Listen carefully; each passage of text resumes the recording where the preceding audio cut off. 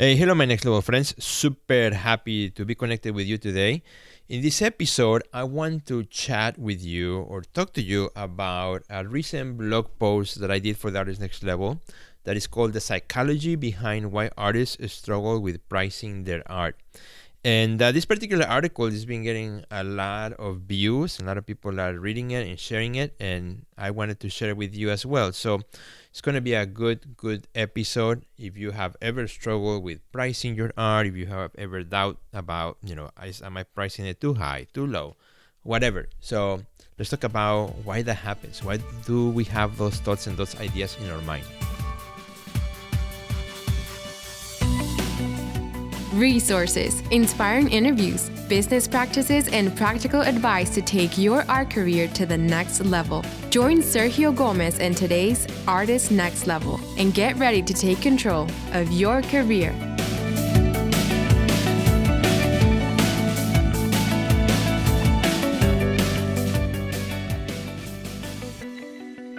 Well, hello, my friends, again. Thank you one more time for joining the Art Next Level podcast. It has been really fun. Believe it or not, we have been now on air per se for now 8 years. The Artist Next Level podcast is 8 years old, over 300 and something episodes.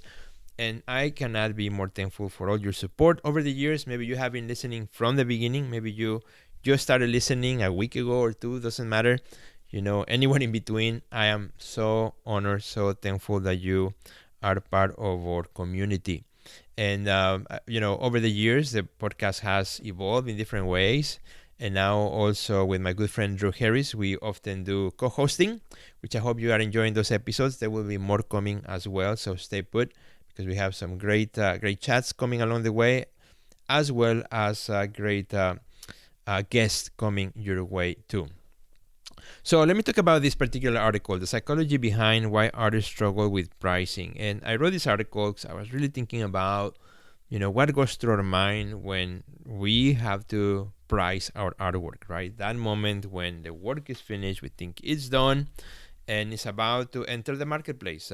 Maybe you're putting it into a show, or maybe you're going to put it for sale on your website, or maybe you post it in social media and somebody asks you about the pricing. So all those things are important and interesting for us, to think about, and to realize what is happening in our mind when we need to put a price tag in the work that we create. So the first thing that I wanted to talk about in the psychology behind why we struggle with pricing is the emotional attachment that we have to our work.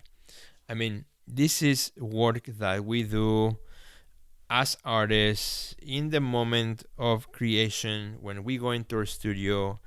And most artists that I know, we make art with passion. We make art like we put everything on the line for our art, right? We pour it all out, all our emotions, our thoughts, our ideas, our struggles, our joys, our happiness, or also our sadness.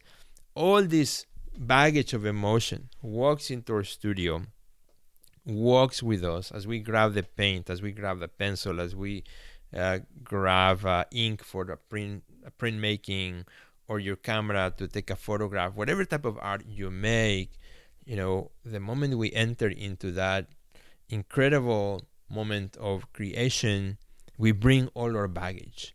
So there's already by default, by just the fact that we are coming into it with these emotions built into ourselves, that already creates the first challenge, right? How do you assign a monetary value to your emotions, to your feelings, to your defeats, to your wins, to your losses, to sadness, to happiness? How do we attach an amount to that feeling, right? So that is the first thing that we as artists, we struggle with in a psychological way, walking into our art and creating this work, that we are already connected in a way that is beyond the material and the time. Which all those things, of course, are important. How much you spend on the work, how big it is, and what's it made of, right? But thinking about the psychological things, the things that are hard to quantify, is that emotional connection, that emotional component. Take, for example, my work. And here's a good one that I would love to share with you. Good story. Many, many years ago, I went through a really, really difficult time. This was probably about 15 years ago, where I was really sick. I have shared this before in some of my previous episodes. I was really sick. I couldn't make art for like about 6 months. It was really bad. I was dealing with vertigo episodes, and I would be in bed sometimes for like 3 days, with everything turning in my head. And it took a long time to get back in the swing of things and to gain my life back, right? So one of the first pieces I did, a substantial finished painting I did after that season was a painting that I called Vertigo. And in that painting, I really pour my emotions from the last 6 months. It's a life-size figure. It's a vertical painting. There are two there's a main figure that's perfectly balanced at the center, perfectly symmetrical in the center. And then there's a secondary kind of like figure in the background that is abstract as well, because all my figures are sort of abstract. My work is figurative abstraction. And on this particular piece as well, there is this the secondary figure that is out of balance, that is kind of like holding his head. There's like these two hands like holding the head of the figure and kind of like falling off. And that was, for me, like this symbolic element of, this is what happened. This is what I felt for the last 6 months. My world totally changed. How I feel, how I see the world, how I, engage with the world totally changed because of this. And I put that on canvas. And I remembered I posted that work in social media, put it on Facebook. And somebody messaged me, shortly after, don't remember how many days after, but it was fairly shortly after, who said, "Hey, Sergio, is that painting available for sale?" It was a Chicago collector who really fell in love with that piece. And of course, the question was, how much is it? Is it available, and how much does it cost?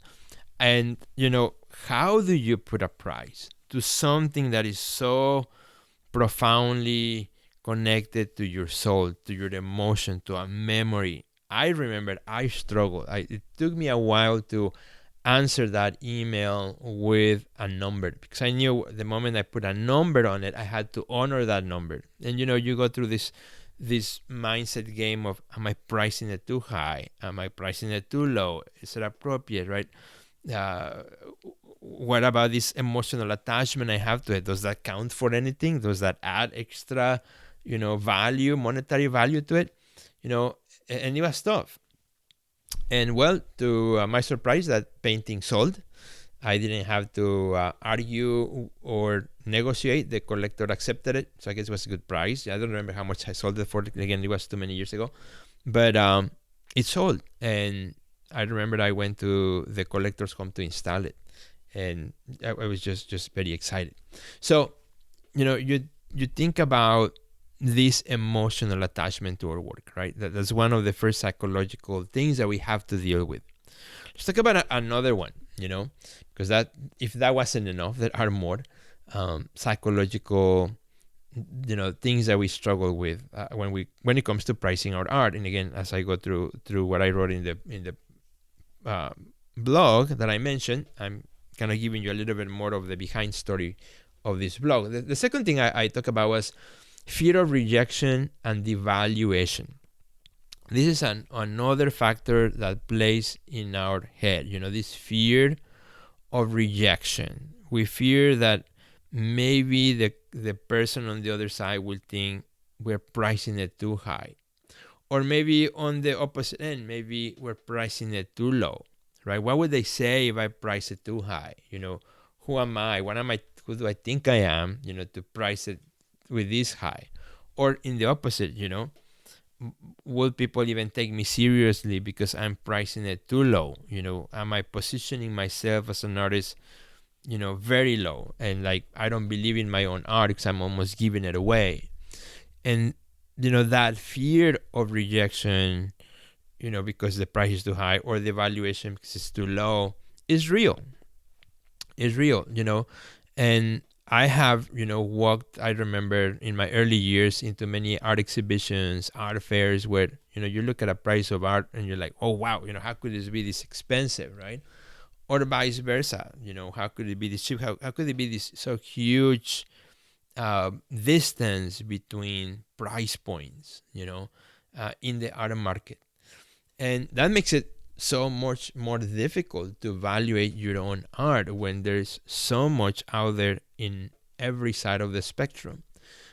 And that is one of the things that makes our decision making when it comes to pricing of art very difficult. We have this fear of, I'm pricing it wrong. I'm putting a number that I'm not 100% sure I can stand by. That, and this may have happened to you. I know it has happened to me in the past. Before I had a more defined pricing structure, where I would put the price on something because you had to go to a show or for something, or to a gallery, and then I would question myself. Geez, I think I put it too low, or geez, I think I put it too high. And those thoughts, would come back to haunt me later on, because I was not able to stand firm on my pricing. I had that fear that somebody was going to reject it because of one factor or the other, or devaluate it because I was pricing it too low. Like I wasn't really believing in my own work. So, that's another psychological component of this whole pricing equation that comes to mind. Is that emotional attachment one, and then those fears that come also the moment we have to put some numbers on that piece of paper, or on that website, or on that online form, or on Satchia, or whatever marketplace you are using. Now, of course, if you don't want to sell the artwork, you're not going to go through this. You're just going to say, I don't want to sell it. I'm going to keep it. And that's it. Be done with that, right? If that's you, maybe this podcast is not for you, because here we're talking about for those of us who we sell our art and we need to put a price point when they enter in the marketplace. So let's go to the next one, which is also another thing that we had to consider, psychologically when we approach our work, is the lack of confidence and experience, right? Lack of confidence and experience. For many artists, especially those who are starting out, in their art career, often there's a lack of confidence, and it kind of comes to the previous point that I made of that fear.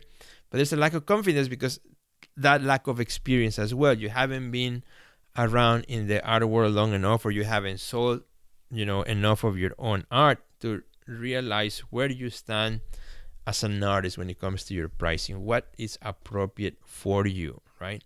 So when there is not enough experience, there's usually a lack of confidence because of the unknown.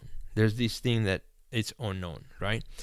And when I was writing about this in the blog, I was reminded about my very first experience of selling a painting to a stranger.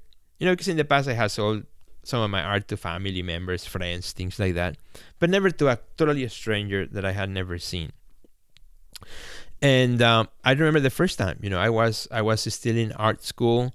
There was an event of some sort, and we had to show our art. And somebody walked in and asked me for the price of it, and said he wanted to buy this piece.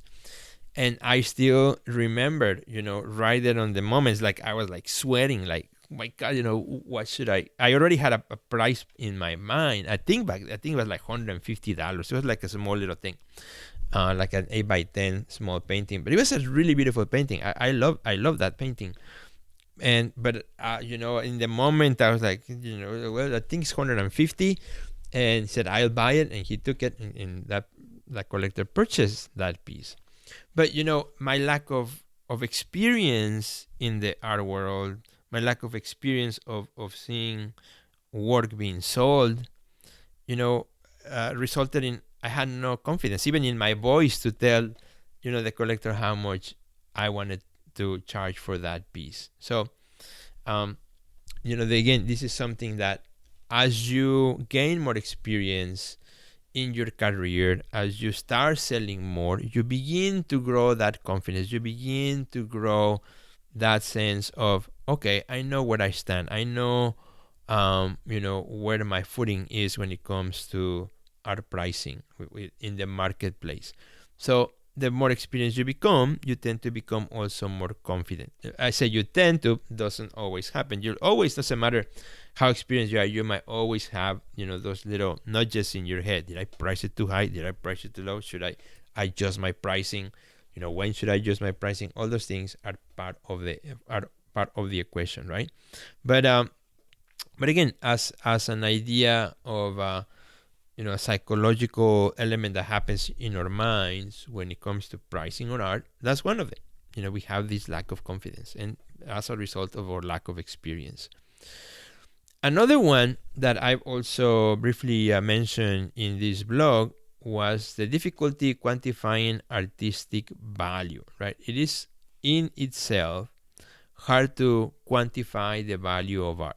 Art is subjective, and its value can significantly, change from person to person, from country to country, from, artist to artist, from medium to medium, you name it. There's just so much art out there, and it is hard to quantify. It is hard to figure this out. This is one of the biggest puzzles for the artists to figure out, and a lot of times it takes also conversation with other people, getting others' perspective, to hear others' ideas, to see how many people price their art will help you price your very own, get a better understanding, right? It has to make sense in your head. A lot of times pricing your art could be an abstraction, right? Something's totally abstract that it doesn't make sense. And I think we have all been there, particularly early in our careers, where like I don't know how that could be that expensive, right? And it's until we begin to understand, we begin to go through all these layers of complexity to see what affects pricing in a work of art. You learn about the time that takes you to make the art. You learn about the mediums that you may be using, the materials that you may be using. You learn about also who you are as an artist. Where are you in your art career? Are you a beginner artist? Are you emerging? Are you mid-career? Are you established? Have you shown art before with a gallery? Have you show or sold your art just by yourself? Have you had a lot of press about your art? Have your art has ever been in a public auction? All these are layers, right? Layers of complexity that are added to the value of art. It would be really easy if there was like a art pricing book, kind of like when you're gonna sell a card. I remember when I sold my first card that I had owned for a while, I went to the store and I got I think they call it the blue book. And the blue book gives you an idea for the price of your used car. So you look at, okay, it's a 95 Chevy, whatever, with 4 doors, and you look at that, and the book will give you, a market value for that particular automobile, for that work, for that car, and makes it a lot easier, right? When you're going to put the price for sale, then you want to make sure that it is within the blue book's value, and there's a new book coming out every year, or at least that's how it was. So now I guess you can go to the internet. So when it comes to art, there's no such thing, right? Because it's so subjective. There's so many layers of complexity to the equation of pricing your artwork, and that is one of the things that makes it so hard, so difficult for everyone and anyone, not only artists but also galleries, curators, agents. Anyone who deals with art knows this conundrum, right? Knows this complexity that we have to all go through. And a lot of times it becomes, after you look at all the different layers that may affect the price of your art and where your work might end up. Also, again, to add more to the psychological component, it's also your feeling. How do you feel about that pricing? Again, because it's not in stone, right? How you feel and how others who are in the industry feel about that pricing, given their knowledge and their exposure to art in the world. So super important. I have a friend who is art appraiser. So this is what she does. And she goes to huge collections and museum collections and private collections to appraise, important artwork from well-known artists, famous artists, and so on. And so she has to go and dig. She is like an agent, right? When she has to, put a number and sign off on a number for that work of art that this collector owns, she has to go dig in the books, in the registries, in the history of other works sold by the artist, in public auctions, in private, whatever she can find, dig and dig and dig deeper in order to see, where would that be. Of course, with artists who are more famous, it's a lot easier versus artists who become a little bit more obscure, more difficult to find. Then it has to use different parameters to figure it out, to put a number on that artwork. So, those are the different kind of like things that psychologically we as artists, we have to deal with every time that we need to put a price on our artwork. Like I said, I wish it was so easy. However, even though with all these dynamics of, the quantifying or artistic value, confidence, experience, fears, and emotional attachments of our work, even within all these psychological components, we as artists, we can still create a framework for the pricing that makes sense to us, that will make things easier next time you need to price your art, that will, really make things more flexible for you to say, okay, I have this piece and here's my kind of framework for my pricing. This is where it should land based on size, based on all the things that make you the artist that you are, right? That you can say, well, this is kind of like my price range and this is where things should go, and makes it a lot easier. But in order to get to that, you have to do all the research. You have to understand all these different layers of what makes the pricing of art in the world, and that allows you to get to there. So then you have more confidence, to say, okay, this is where I should land. This is where I should get paid for my work. And when I negotiate with a collector, when I negotiate with a collector, well, I know how much wiggle room or how much room I have, to work with, so that he's or she is happy, I am happy, and everybody's happy, right? Everybody can go home happy, right? So when you price it too low and you don't have flexibility, then, you may end up losing a sale or losing money because you were not pricing yourself correctly. So in order to help with pricing, my friend, again, as my role as an artist, as a curator of many years, as a gallery owner, which I have dealt with pricing from the start, working with so many artists, figuring out pricing, and even today, I make a phone call to a collector. We were negotiating the pricing of a piece, right? He was buying 3 pieces. So, discount for buying 3 pieces. So I had to figure that out. So having worked on this for so long in my own experience, I really thought that that we could help more artists figuring this dilemma, right? Figuring out all these layers of complexity, make it easy so that as an artist you have a framework that you can use. So at the Inside the Art Next Level program, we decided to put together a challenge, Art Pricing Mastery Challenge. Value your work, value yourself.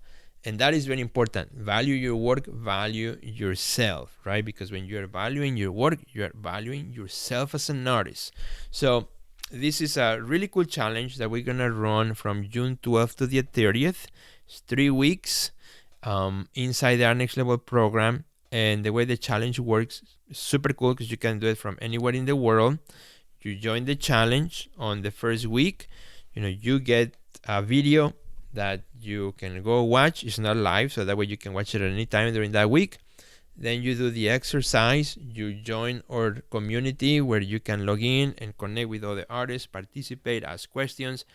Every week there will be a Q&A where you can ask questions, where you can discuss here other people asking questions, and it is great. So we do that for 3 weeks, and then the last week also, we will continue kind of like finalizing all things so that you have a framework that you can use so that our pricing becomes easier for you.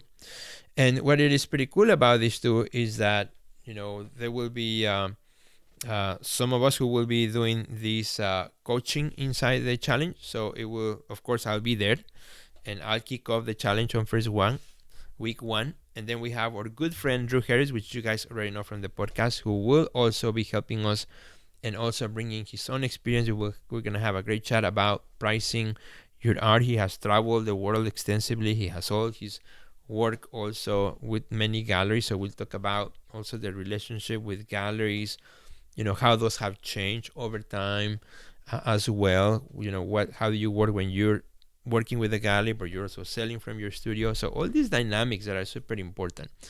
And Dr. Yana Gomez is going to also help us out with the mindset, right? With having the right thought, the right attitude, the right mindset framework, so that we can believe in ourselves, so we can stand for our work, right? Maybe you have not been able to do that in the past. So with this challenge, we're going to help you solidify that and say, I feel right about this, and I'm going to stand by this number.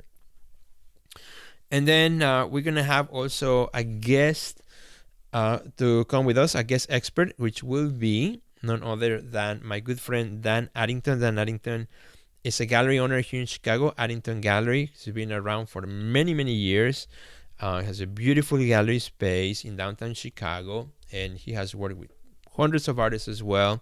And so we're going to talk about with him, about those conversations of when he has to sit down with an artist to talk about pricing dynamics, when prices go up, may go down, market value on the perspective of the gallery as well. So it's going to be awesome. It's going to be great. He's super excited to come and share with everyone in the group. And all this, my friend, happens inside the Art Next Level program. And if you already know about the Art Next Level program, it's a membership site. However, for this challenge, we have done something that we have never done before. Is that if you want to come in and just do the challenge, you can now sign up for a 1 month access only. If you sign up for a 1 month access only, you will have plenty of time to take the 3-week challenge. So whereas when you take the membership, you can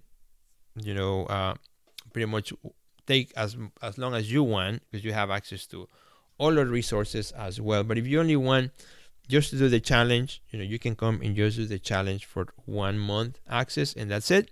However, of course, if you want to continue working with us, if you want to also have access to my marketing masterclass that I do every month, and also my marketing calendar that I do every week, plus our constant Q&A sessions and meetups as well that we do, and access to everything else, of course, you can join to the membership. And the membership is amazing. We have amazing artists there that you will get to meet. But so there's these two options. Now we want to provide for this shorter challenge these two options so that you can pick the one that is best for you.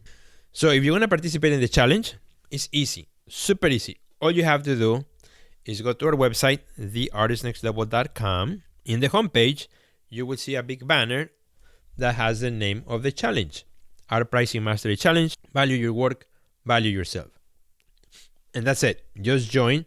Even if you're listening to this podcast and we have started the challenge, you can still take it. Don't get discouraged like, oh, shoot, it is already June 15 and this thing started on the 12th. The reason you can still take it is because whenever you join the challenge, you can just go from video 1, video 2, video 3 each week. You can still join our community, ask the questions, get the support that you need, and you'll get all the resources, all the support to be able to put your pricing structure together. So by the end, when you are done with the challenge, the idea is that by the time you are done, you will learn how to price your artwork with more confidence. You will gain an understanding of the art market trends and how they affect your pricing. You will develop a clear communication strategy to discuss prices with potential buyers. I'm going to give you some scripts that you can use, when people are inquiring about your art on social media or email or whatnot, what points to say, how to approach them, things that are very practical for you to use, some points that you can use, and some scripts that you can use, copy and paste, and of course adapt them to your situation. But these are things that have been tested to work well with many artists in my experience.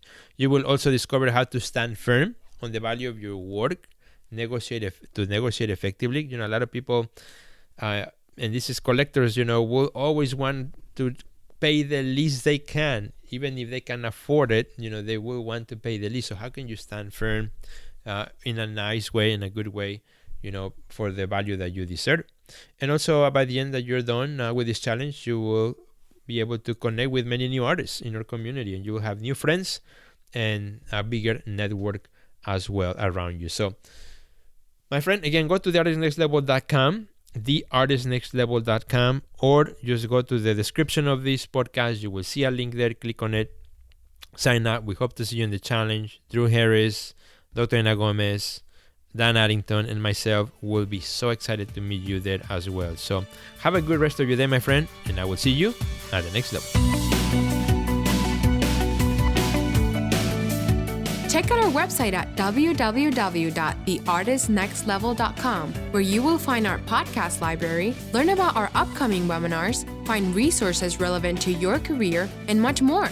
Thanks for listening to today's podcast, and we'll see you at the next level.